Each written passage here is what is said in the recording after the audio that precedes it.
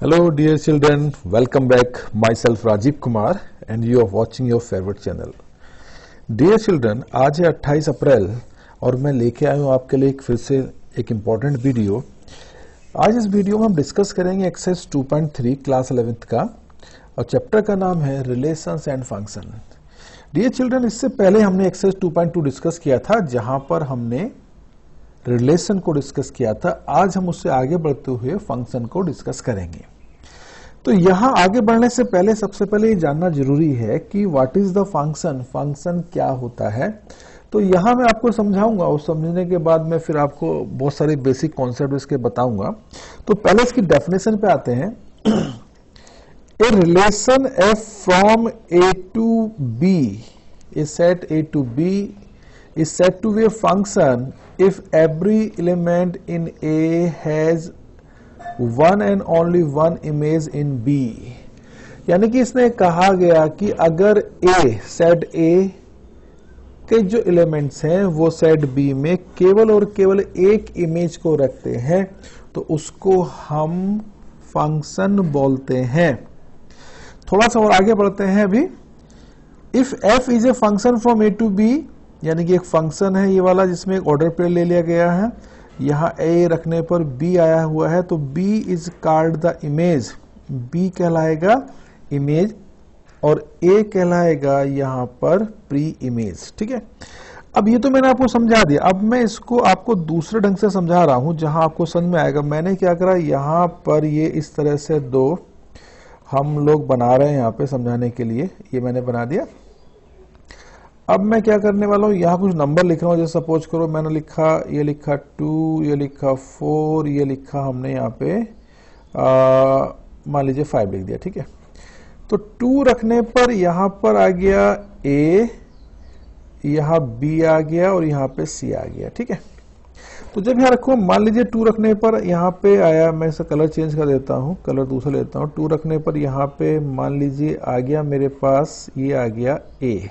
ठीक है, B रखने पर मेरे 4 रखने पर मेरे पास B आ गया और 5 रखने मेरे पास C आ गया। मान लीजिए ये मैं लेकर चलूं तो इसको मैं सही से लिख देता हूं, तो ये मान लीजिए C है। ठीक है, तो यहां जो आपको मेन पॉइंट जो डिस्कस करना है, जो समझना है वो ये है कि ये जो आपको 2 दिख रहा है इसको बोलते हैं हम डोमेन, और ये जो लिखा हुआ है इसको बोलते हैं हम रेंज। यानी कि 2 रखने पर यहां पर A आया।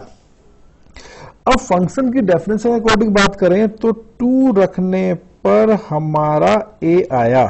ठीक है, 2 रखने पर A आया, तो यहां जो इसका मतलब निकल के आता है वो ये निकलता है कि यहां पर जो रखने पर आया है वो उसका इमेज कहलाएगा। यानी कि 2 का इमेज है A, 4 का इमेज है B और 5 का इमेज है C। ठीक है, तो इमेज आपको समझ में आ गया।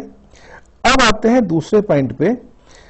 अब जैसे हमने रखा, फिर से मैं इसको बना रहा हूं समझाने के लिए, मैंने फिर से ये दो मैपिंग के हिसाब से बनाई 2 चीजें। अब मैं यहाँ पर कुछ फिर से लिख रहा हूं समझाने के लिए आपके लिए।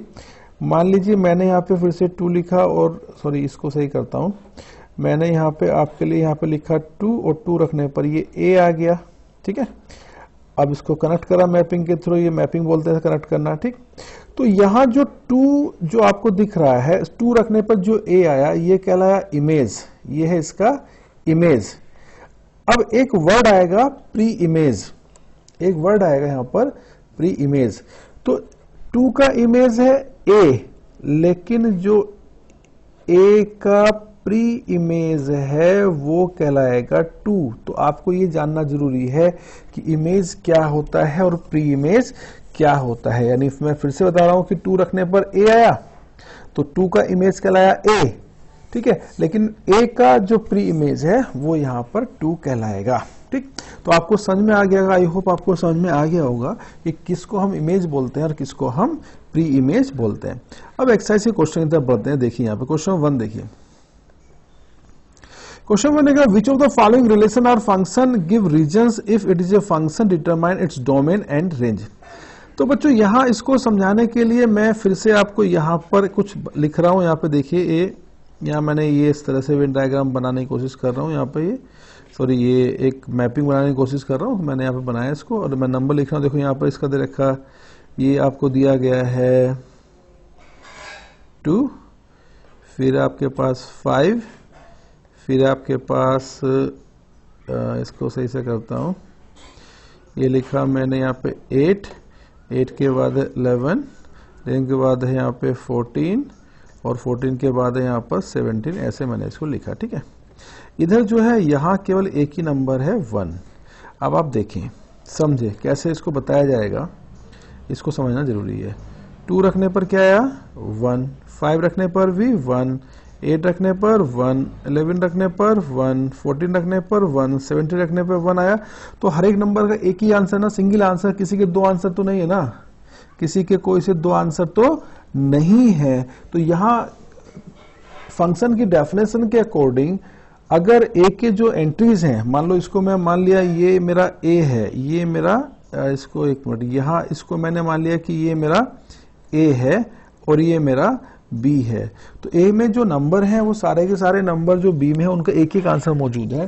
तो इसको बोलते हैं कि every element A has a unique image in B, तो यानी यूनिक मतलब सिंगल आंसर आना चाहिए। तो यहाँ अगर ऐसी कंडीशन बनती है तो वो आपका कहलाता है फंक्शन। रिलेशन तो होगा, फंक्शन भी होगा। तो जो डोमेन हो गया, जो हमने शुरू में ए में लिखा था वो डोमेन कहलाएगा। डोमेन क्या पहला नंबर होता है, और जो रेंज इसकी यहाँ पे दिख रही है वो रेंज आपका जो दूसरा नंबर है, यानी कि जो ये नंबर है सब जगह 1 दिख रहा है, ये भी 1 है, यहाँ भी 1 है, ये भी 1 है, सब जगह 1 लिखा हुआ है। तो यहाँ इसका जो रेंज कहलाएगा वो 1 कहलाएगा, और ये रिलेशन तो होगा, साथ में ही ये फंक्शन भी होगा। सेकंड पार्ट की तरफ बढ़ते हैं। सेकंड पार्ट देखिए, सेकंड पार्ट को मैं फिर से आपको समझाना है सही से। मैं इसको ऊपर ले आया थोड़ा सा, अब देखिए, आप समझेंगे तो आपको समझ में आएगा आराम से। ऐसा नहीं है कि बहुत बेकार सा काम है या बहुत हार्ड काम है। मैंने यहाँ से फिर से ये बनाया, इसको हम इसको मैपिंग बोलते हैं, ये बनाया। अब मैं यहाँ नंबर लिख रहा हूँ। जो ए में नंबर है देखिए क्या है, शुरू में जो नंबर है वो है 2, 4, 6, 8, 10। इसको मैं बड़ा करके लिखता हूँ, यहाँ इसको बड़ा बनाना पड़ेगा क्योंकि नंबर नहीं आ रहे हैं। तो एक ये बनाया मैंने, और एक नंबर मैंने ये इस तरह से यहाँ बना दिया। अब मैं यहाँ पे बड़े बड़े नंबर आपको लिख के दिखा रहा हूँ, समझा रहा हूँ। देखिए क्या यहाँ पर है 2, फिर है 4, फिर 6, फिर आपका है 8, फिर 10, फिर 12, और 12 के बाद है ये 14 है। इधर के नंबर लिखते हैं, इधर नंबर क्या मौजूद है, इधर नंबर है 1, 2, 3, 4, 5, 6 और 7, यानी कि ये सेट मान लिया ये ए सेट है और ये हमने मान लिया ये बी सेट है। अब आप देखो 2 रखने पर ए आया, 1 आया, 4 रखने पर 2, 6 रखने पर 3, 8 रखने पर 4, 10 रखने पर 5, 12 रखने पर 6, 14 रखने पर 7, ऐसे आया। ठीक है, तो जो ए में नंबर है और जो बी में नंबर, यानी कि ए के जो नंबर मौजूद हैं वो बी में एक यूनिक इमेज रखते हैं। तो ये जो कहलाया, ये रिलेशन तो रहा लेकिन साथ में फंक्शन भी कहलाया, क्योंकि कोई किसी भी नंबर ए के किसी भी नंबर के 2 आंसर नहीं है, 2 आंसर नहीं है, या हम कह सकते हैं कि ये यूनिक इमेज बना रहे हैं। तो इसको हमने कहा कि ये रिलेशन होगा, फंक्शन नहीं होगा। अभी देखो जो एरो दिख रहे हैं, एरो जो है वो सिंगल सिंगल नंबर पे जाके कनेक्ट हो रहे हैं ना, इधर बी में सिंगल नंबर पे जाके कनेक्ट हो रहे हैं, डबल पे किसी पे कनेक्ट नहीं हो रहे हैं। तो ये हमारा यूनिक इमेज कहलाता है, और यूनिक इमेज की डेफिनेशन के अकॉर्डिंग जो दिया गया रिलेशन है वो फंक्शन भी होगा। तो यहाँ हमें इसका डोमेन निकालना है, रेंज निकालना। तो डोमेन जो होगा वो पहला ही नंबर होगा। डोमेन क्या है, जो ए हमने जिसको हमने ए माना था वो इसका डोमेन होगा, और जिसको हमने बी माना था वो इसका रेंज होगा। ठीक है, अब क्वेश्चन नंबर, यहाँ जो थर्ड पार्ट है, थर्ड पार्ट में आपको थोड़ा जानना है कि अब यहाँ पर आपको और क्लियर हो जाएगा कि डोमेन रिलेशन और फंक्शन में मेनली क्या डिफरेंस मान के चलते हैं। तो देखिए फिर से मैंने फिर से ये बनाया, एक इधर बना दिया, ठीक है। अब मैं क्या करने वाला, मैं इसको बोलने वाला ये एक मिनट, इसको बोलने वाला ये मेरे पास है ए, और ये मैंने मान लिया इसको बी मान लिया। इसके अंदर नंबर लिख रहा, जो इसका पहला नंबर है 1 है, यहाँ 1 है और यहाँ 2 है, तो रिपीटेशन ऑर्डर 1 आया और 2 आया, ठीक है। इधर जो नंबर दे रखा है वो नंबर दे रखा है, इन्होंने दे रखा है 3, 5 और 5, तो मैंने यहाँ लिखा 3 और ये लिख दिया मैंने यहाँ पे 5 लिख दिया, ठीक है। अब बच्चों आप लोग देखो ध्यान से, यहाँ पे इसमें क्या चलता है, देखिए 1 रखने पर आया 3, इसको और सही से लिखता हूँ, एरो बनाता हूँ इसमें मैं, 1 रखने पर आया 3 और 1 रखने पे आ गया 5, ठीक है। अब 2 रखने पे 5 आया, तो आप ध्यान दें कि 1 के 2 आंसर है, यानी कि 1 रखने पर 2 भी आ रहा है और 1 रखने पर 5 भी आ रहा है, तो हम ये कह सकते हैं the element 1 have it's 2 images namely 3 and 5। तो यूनिक इमेज नहीं कहलाता, जब एक से ज्यादा आंसर आता है तो यूनिक नहीं कहलाता है। तो यहां ये केवल और केवल रिलेशन होगा, फंक्शन नहीं होगा, that is only a relation not a function. तो यहां जब रिलेशन फंक्शन आपको समझ में आ गया, तो डोमेन आपको पता है, डोमेन क्या होगा, जो पहला नंबर है वो डोमेन होगा, ये डोमेन हो गया इसका, और जो रेंज हो गई है वो भी आपको पता है कि रेंज क्या होगी, रेंज इसकी 1 होगी सबकी, 1 नहीं, उसमें बी में क्या था, बी में जो था वो 3 और 5 था, तो ये किसका रेंज आ गया है, और ये इसका डोमेन यहां पर इसका हो गया, ठीक है। अब आते हैं इंपॉर्टेंट क्वेश्चन, तो जो सबसे इंपॉर्टेंट क्वेश्चन इस एक्सरसाइज में है वहां देखना जरूरी है। एक इंपॉर्टेंट क्वेश्चन है, देखिए, find the domain and the range of the following real function. तो यहां पर डोमेन और रेंज निकालना है। अब तक डोमेन और रेंज हम न्यूमेरिकल वैल्यू के माध्यम से निकाल लेते, इस बार डोमेन और रेंज हम दूसरे ढंग से निकालेंगे। देखिए, डोमेन का मतलब होता है कि जिसके रखने पर फंक्शन एग्जिस्ट करता हो, those number at which the function exist is known as the domain, ठीक है। एग्जिस्ट का मतलब होता है कि यहां ना तो वैल्यू रखने पर इमेजनरी बने और ना ही वो इनफाइनाइट बने। अगर किसी नंबर के रखने पर वो इमेजनरी या इनफाइनाइट बन जाता है तो वो फंक्शन उसका डोमेन, वो नंबर उसका उस फंक्शन का डोमेन नहीं कहलाता है, ठीक। तो यहां हमें देखना है कि क्या किसी फंक्शन के रखने पर वो इमेजनरी, किसी नंबर के रखने पर इमेजनरी या इनफाइनाइट तो नहीं बन रहा। तो इनफाइनाइट बनता है कि जब अपोन में कोई वैल्यू हो और 0 रखने में इनफाइनाइट बन जाता है। जैसे मान लीजिए यहाँ 2 अपॉन मैं 0 रखूंगा तो ये इनफाइनाइट बन जाएगा, डिनोमिनेटर का होना जरूरी है। और इनफाइनाइट तब बनता है जब स्क्वायर रूट के अंदर नेगेटिव वैल्यू आ जाए कोई से भी, तो वो इमेजनरी बन जाता है, ठीक है। तो ये है हमारे पास जो दे रखा है, ये है मॉडुलस फंक्शन। मॉडुलस फंक्शन जो होता है वो एग्जिस्ट करता है, मॉडुलस फंक्शन की वैल्यू हमेशा पॉजिटिव होती है, हमेशा पॉजिटिव होती है, और वो एग्जिस्ट करता है हर जगह, उस नंबर को वो एग्जिस्ट करता है। तो यहाँ जो डोमेन होगा, तो यानी कि यहाँ इसमें एक्स की वैल्यू रखने पर यहाँ ना तो इनफाइनाइट बनाएगा अपने आप को, ना इमेजनरी बनाएगा, यानी कि ये जो फंक्शन है मॉडुलस एक्स, ये हमेशा कोई ना कोई वैल्यू जरूर देगा। तो क्यों देगा? क्योंकि ये इनफाइनाइट इमेजनरी नहीं बनेगा, तो जो डोमेन होगा वो सारे रियल नंबर होंगे, यानी कुछ भी रखने पर, यानी कि x की वैल्यू कुछ भी रखने पर ये अपने आप की वैल्यू को देगा, इनफाइनाइट नहीं देगा, इमेजनरी नहीं देगा। ये इसका डोमेन कहलाता है। Domain will be the all real numbers. अब आता है इसका रेंज कैसे निकालना है। तो बच्चों, जो मॉडुलस की वैल्यू होती है वो हमेशा होती है ग्रेटर देन इक्वल्स टू 0, ठीक है। अब इनइक्वालिटी के अकॉर्डिंग जब माइनस से मल्टीप्लाई करते हैं, डिवाइड करते हैं, तो साइन चेंज हो जाता है। तो ये जो साइन यहां पर आपको दिख रहा था, ये वाला साइन हो गया, यहाँ पे आके चेंज हो गया है, ये लेस देन इक्वल का हो गया, ठीक है। अब ये पूरा फंक्शन, ये जो वैल्यू आपको दिख रही है वाली, ये जो वैल्यू दिख रही है आपको, ये इसकी वैल्यू किसकी वैल्यू है? ये एफ एक्स की। तो एफ एक्स की जो वैल्यू आई वो लेस देन इक्वल्स टू 0 आई। तो वैल्यू का मतलब होता है रेंज, वैल्यू का मतलब रेंज होता है। तो जो रेंज हो गई वो 0 या 0 से कम हो गई है। तो range of the given function will be minus infinite to plus minus infinite to 0। अब देखो, इनफाइनाइट पे कभी भी जो है क्लोज इंटरवल नहीं होता है, और यहां चूंकि इक्वल का साइन दे रखा है तो यहां क्लोज इंटरवल आएगा, ठीक है। अब बढ़ते हैं नेक्स्ट की तरफ। देखो, सेकंड पार्ट ही ज्यादा इंपॉर्टेंट पार्ट है, इसको और ध्यान समझेंगे। देखिए, हमने कहा कि domain are those value at which the function exist, और range are those values which the function gives. जो फंक्शन वैल्यू को देता है वो उसकी वैल्यू कहलाती है। ठीक है, अब यहां जैसे ये दे रखा है कि यहां एफ एक्स दे रखा है आपको, इन्होंने स्क्वायर रूट में 9 माइनस एक्स स्क्वायर दे रखा है, तो यहां हमारे पास आप देखो ध्यान से, तो ये मॉडुलस सॉरी स्क्वायर रूट आ गया। अब जो स्क्वायर रूट आ गया तो स्क्वायर रूट के अंदर निगेटिव भी बन सकता है। ठीक है, तो स्क्वायर रूट की जो वैल्यू अगर हमें एग्जिस्ट करानी है तो वो कितनी होनी चाहिए, 0 या 0 से बड़ी होनी चाहिए। तो जो अंदर की वैल्यू 9 माइनस एक्स स्क्वायर, इसकी वैल्यू 0 या 0 से बड़ी होगी तभी ये एग्जिस्ट करेगा। ठीक है, हमने क्या करा, स्क्वायर लगा दिया, एक बार ऐड किया, एक बार सब्ट्रैक्ट किया। ठीक, अच्छा, अब आपको सबको पता है कि अगर दो नंबर का मल्टीप्लिकेशन 0 से बड़ा हो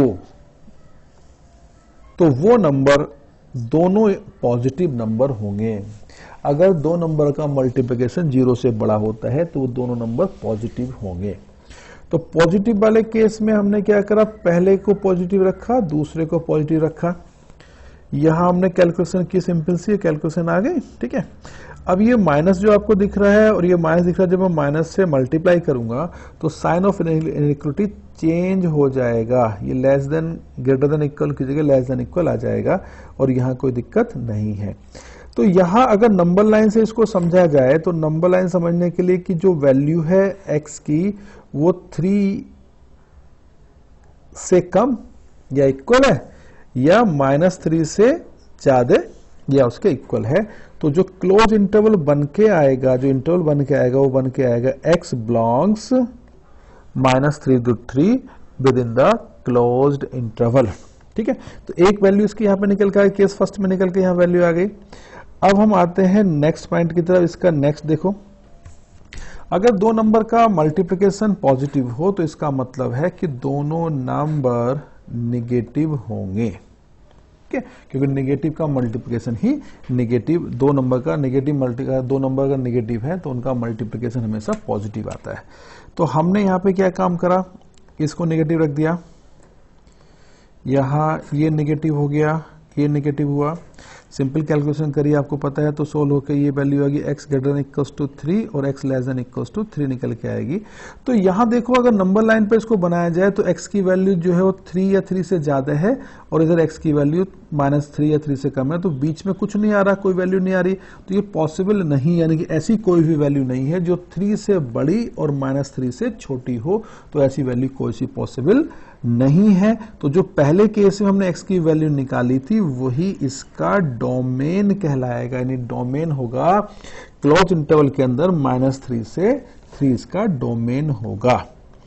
अब आता है चिल्ड्रन, यहां पर निकालने के रेंज निकालना है। तो रेंज निकालने के लिए हमें क्या करना, देखिए, रेंज का मतलब जो उसकी वैल्यू होती है, जो आंसर निकल के आता है वो रेंज कहलाता है। तो यहां हमने जब रेंज निकालते हैं तो हम किसी भी नंबर को यहां पर y मान लेंगे, यानी y का मतलब उसकी रेंज है, y का मतलब रेंज कहलाएगा। ठीक है, तो अब रेंज निकालने के लिए हमने पुराना काम फिर से वो करा, स्क्वायरिंग बोथ साइड कर दिया। स्क्वायरिंग बोथ साइड करने के बाद हमने यहाँ पे x की वैल्यू को निकाल लिया। ठीक है, x की वैल्यू को यहाँ पे निकाल लिया। चलो y निकालते हो, किसी वैल्यू को y मानने की कोशिश करते हैं और वहां से x निकाल लेते हैं, x in the term of y निकालते हैं। अब ये जो वैल्यू है एग्जिस्ट कब करेगी, जब ये पॉजिटिव होगी। पॉजिटिव का मतलब 0 या 0 से बड़ी होगी। ठीक, तो जब 0 या 0 से बड़ी होगी तो यहां से फिर से वही काम हम पुराना वाला करने वाले हैं। फिर से देखिए क्या काम करने वाले हैं इसके अंदर। फिर से यहां हमने इसको 0 0 से बड़ा रखा, तो दो नंबर का मल्टीप्लिकेशन यहां इसके हमने फैक्टर्स कर लिए, ये सॉरी फैक्टर्स कर लिए। यहां पे फैक्टर्स करने पर ये लेस देन क्या है, ये जो आपको दिख रहा है ये ग्रेटर देन इक्वल साइन है। यहां दो नंबर का, यानी कि दो नंबर का मल्टीप्लिकेशन अगर 0 से ज्यादा है, पॉजिटिव है, ये कहीं पॉजिटिव है अगर, तो नंबर कैसे होते हैं, दोनों नंबर वो पॉजिटिव होते हैं। ठीक, तो हमने इसको ये ऐसे सोल्व कर लिया, ये आ गया -y greater than equals to -3 और y ग्रेटर देन -3 आ गया। ठीक है, अब जब हम नेगेटिव से मल्टीप्लाई या डिवाइड करते हैं तो आपको पता है कि ये नंबर इस तरह से बनके यहां पर ऐसे आ जाएगा, साइन ऑफ इनइक्वालिटी चेंज हो जाएगा। तो यहां आ गया y की वैल्यू आ गई हमारी लेस देन इक्वल्स टू 3 और y की वैल्यू आ गई ग्रेटर देन इक्वल्स टू -3। तो ये अगर हम एक नंबर लाइन में इसको रिप्रेजेंट करें तो ये वैल्यू इस तरह से आपकी 1 के आ जाएगी। तो हमारे पास जो बच्चों बन के आ गया वो आ गई y की वैल्यू आ गई है क्लोज इंटरवल के अंदर -3 से 3, यहाँ पर वैल्यू 1 के आ गई है। ठीक है, अब आते हैं हम इसके सेकंड पार्ट की तरफ। सेकंड पार्ट का मतलब केस सेकंड की तरफ चलते हैं, जहां हम लोग केस सेकंड ले चलेंगे। अगर आपको पता है कि दो नंबर का मल्टीप्लिकेशन अगर पॉजिटिव है तो इसका मतलब है तो दोनों पॉजिटिव है या दोनों नेगेटिव है। इस बार दोनों नंबर को हमने यहाँ पे नेगेटिव लिया। ठीक है, नेगेटिव लेने पर इसको पहले वाले को सोल्व करा, इस तरह से आपको पता है सोल्व हो जाएगा, और ये नंबर इस तरह से यहाँ पे सोल्व हो जाएगा। ठीक है, सही है। तो यहाँ जो वैल्यू बन के आ रही है, अगर नंबर लाइन पे इसको रिप्रेजेंट करें तो y की ऐसी वैल्यू जो 3 या 3 से ज्यादा हो और -3 से कम हो, ऐसी कोई वैल्यू बीच में आपको यहाँ नहीं दिखाई देगी। इसका मतलब ये केस पॉसिबल नहीं है। ठीक है, केस पॉसिबल नहीं है। तो जो y की वैल्यू शुरू में मिलके जो x की वैल्यू आपके पास आई थी, सॉरी y की वैल्यू जो आपके पास शुरू में आई थी वो वैल्यू क्या थी, वो वैल्यू ये आपकी यहाँ पर थी। ठीक है, ये वैल्यू थी, यानी y की वैल्यू जो आएगी -3 से 3 आएगी। लेकिन बच्चों जब हम इसको यहाँ पर एनालाइज करेंगे तो ये मॉडुलस सॉरी स्क्वायर रूट के अंदर, स्क्वायर के रूट के अंदर जो वैल्यू होती है वो 0 या 0 से बड़ी होगी तभी एग्जिस्ट करेंगे। तो यहाँ पर जो -3 है ये यानी कि नेगेटिव वैल्यू पॉसिबल नहीं है। तो जो वैल्यू होगी y की वो होगी हमारे पास केवल और केवल पॉजिटिव वैल्यू ही होंगी, क्योंकि नेगेटिव वैल्यू को सबको छोड़ना पड़ेगा। तो यहां पर जो y की वैल्यू होगी क्लोज इंटरवल के अंदर 0 से 3 ही होगी, नेगेटिव को छोड़ना पड़ेगा। तो नेगेटिव को छोड़ने वाली बात आपको समझ में आएगी, क्यों छोड़ा, क्योंकि ये स्क्वायर रूट है, स्क्वायर रूट के अंदर कोई वैल्यू नेगेटिव नहीं होती और वहां ऊपर y की वैल्यू को नेगेटिव भी आ रहा था। ठीक है, आई होप आपको ये समझ में आया होगा। अब बात है छोटे छोटे क्वेश्चन से, इसको आगे देखते हैं। क्वेश्चन नंबर 3 देखिए, इसे मेरे बताने के लिए कुछ है नहीं, आपको क्या करना है, यहां पर एक बार वैल्यू रखनी है 0, इसके अंदर वैल्यू कैलकुलेट कर लेंगे, फिर 7 रखेंगे, फिर रखेंगे -3 और सोल्व होके इस तरह से ये वैल्यू आपकी सोल्व होके आ जाएंगी। बहुत सिंपल सा पॉइंट है, इसको आप सोल्व कर लेंगे। ठीक है, अब आते हैं क्वेश्चन नंबर 4 की तरफ। 4th में भी वही पुराना काम है। 4th में भी आप क्या करना है, आपको जो गिवन है यहाँ पर, ये गिवन है TC = 9C/5 + 32 दिया हुआ है, और यहाँ पर आपको डिफरेंट टाइप ऑफ वैल्यूज को कैलकुलेट करना है। जैसे पहली वैल्यू यहाँ पर 0 रखना है, तो यहाँ पर इसके अंदर आप ये वैल्यू को 0 रख देंगे और 0 रखने पर सोल्व होकर आपके पास वैल्यू निकल के आ जाएगी। ठीक है, ऐसे आपको 28 रखना है, फिर माइनस के आपको 10 रखना है, जैसे पहले क्वेश्चन में किया। साथ ही साथ आपको यहाँ पर C की वैल्यू निकालनी, जब यहाँ पर TC की वैल्यू जो है 212 है, यानी कि यहाँ आप ये इस जगह 212 रख देंगे, यहाँ पर 212 रख के और यहाँ पे C की वैल्यू को कैलकुलेट कर लेंगे। ये भी आसान सा काम है, इसमें कोई दिक्कत नहीं, आप कर पाएंगे। ठीक है, तो लास्ट क्वेश्चन तब बढ़ते हैं। क्वेश्चन नंबर हमारे पास है 5th। देखो फिर से आसान, ये रेंज और डोमेन निकालने वाले क्वेश्चन, इस एक्सरसाइज में जितने भी इंपॉर्टेंट क्वेश्चन है वो रेंज और डोमेन निकालने वाले क्वेश्चन है। क्वेश्चन नंबर 2 का सेकंड पार्ट बहुत इंपॉर्टेंट क्वेश्चन था। तो बच्चों यहां आप देखो तो क्या इसके पास यहां fx जो दे रखा वो है 2x - 3x, क्या स्क्वायर रूट मौजूद है?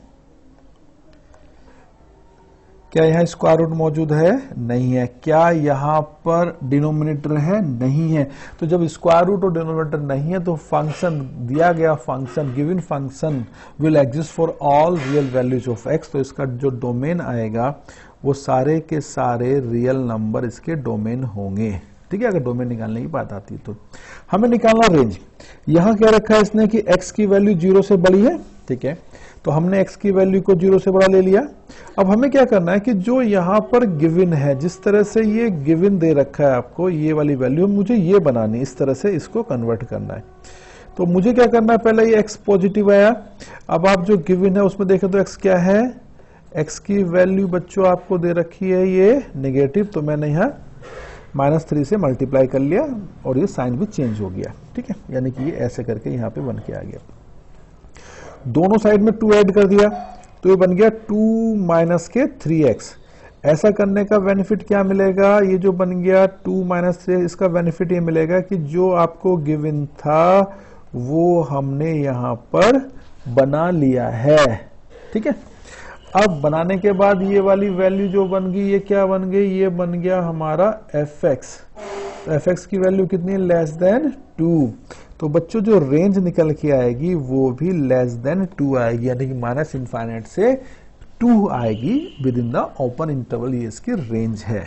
ठीक है, अब आया तो यहां पर ये आपको क्या दिख रहा है, ये वाला ये वैल्यू कैसी है, ये वैल्यू पॉजिटिव है। क्या है, एक्स स्क्वायर प्लस 2 हमेशा पॉजिटिव होगी, तो रेंज इसकी क्या आएगी बच्चों, पॉजिटिव ही आएगी। देखिए कैसे इसको सोल्व करते हैं, यहां देखिए। अब आप यहां देखें इस क्वेश्चन को, सेकंड पार्ट को। अब यहां देखो ये है एक्स स्क्वायर प्लस 2, तो स्क्वायर का मतलब सारे नंबर पॉजिटिव होंगे, एक्स स्क्वायर ग्रेटर देन 2 होगा। हमने दोनों से 2 ऐड कर दिया, तो 2 ऐड करने पे क्या आ गया, एक्स स्क्वायर प्लस 2 आ गया, ये बन गया हमारा एफ एक्स। तो रेंज कितनी आ गई इसकी, 2 या 2 से ज्यादा, इसकी ग्रेटर देन इक्वल्स टू 2 आ गई, यानी कि range of the given function is greater than equals to 2, ये इसका आंसर आ गया। ठीक है, अब सबसे आसान क्वेश्चन इसका लास्ट पार्ट देखिए, यहाँ केवल एक्स दे रखा है, केवल एक्स दे रखा है, ना नेगेटिव ना पॉजिटिव। जो रखूंगा वही यहाँ पे वैल्यू आएगी, 1 रखने पे 1 आएगा, 2 रखने पे 2 आएगा, 3 रखने पे 3 आएगा, 4 रखने पे 4 आएगा, 0 रखने पे 0 आएगा, नेगेटिव रखने पर नेगेटिव वैल्यू आएगी। तो जो रखूंगा वो आएगा, तो रेंज क्या कहलाएगी, सारे रियल नंबर इसकी रेंज कहलाएंगे। तो डियर चिल्ड्रन, आज की वीडियो में इतना ही हमने काम किया और यहां पर हमने कंप्लीटली एक्सरसाइज 2.2 को डिस्कस कर लिया है, जिसमें हमने आपके डाउट्स को क्लियर करने की कोशिश की है। उम्मीद करता हूं कि आपको ये वीडियो समझ में आई होगी, मेरा पढ़ाया हुआ आपको समझ में आया होगा। अगर मेरा पढ़ाया हुआ आपको समझ में आया है तो प्लीज मेरे वीडियो को लाइक करें, चैनल को सब्सक्राइब करें, साथ ही साथ मेरे वीडियो को शेयर करें। मिलता हूं कल एक नए वीडियो के साथ। Till then stay healthy, stay fit, keep learning. जय हिंद, जय भारत।